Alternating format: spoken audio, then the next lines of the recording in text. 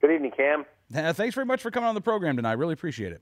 Thank you for having me on. You bet. We got disappointing news over the Thanksgiving holiday. Governor Ed Rendell vetoing the Castle Doctrine legislation despite the overwhelming support in both the House and the Senate in Pennsylvania. What was your reaction when you heard that the governor had vetoed this bill? Well, you said it. It was extremely disappointing. I was over the Thanksgiving holiday with the family, and I got the news, and I just couldn't believe it. I mean, like you said, it passed both houses with huge support, huge margins, Democrats and Republicans, and obviously expressing the will of a large majority of the people across Pennsylvania. And unfortunately, the governor didn't see it that way. Yeah.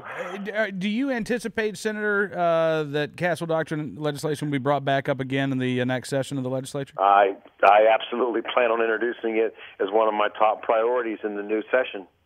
Excellent. That's very good to hear because, we know that Governor-elect Corbett has indicated his support for Castle Doctrine legislation. And I got to tell you, the outgoing governor, Governor Rendell, making some comments over the weekend as well that gun control, he thought, a lost cause in Pennsylvania. He called his efforts in abject failure. Frankly, I'm sure there are a lot of gun owners in the state who would be happy to take the governor's assessment on both counts. And, it's just odd to me, Senator, that a guy like Governor Rendell would recognize this, would recognize that there's no stomach for restricting the rights of Pennsylvanians to exercise a constitutional right, and yet again he still goes and vetoes an incredibly popular measure. Yeah. Well, if that's his assessment of it, then I would say good.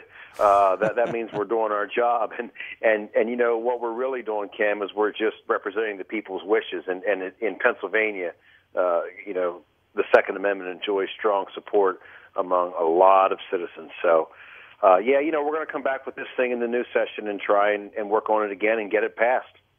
All right. Well, again, Senator, I appreciate you coming on the program tonight. It's been great talking to you, and we'll be talking to you again once the legislature resumes. When do you guys go back into session?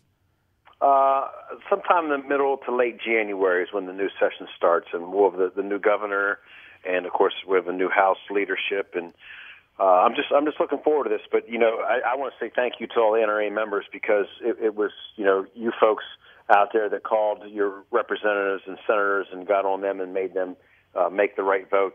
John Hohenwater, who is the representative in Pennsylvania for NRA, did a great job on this issue. So thank you to everything that you guys do, and keep up the good work. Well, we'll be talking to Pennsylvania gun owners again about Castle Doctrine legislation in a few months, and I know that they'll be contacting your office and the office of your colleagues as well, Senator. Wonderful. Thanks, Cam. Thanks to you. Thank you so much. Have a great night.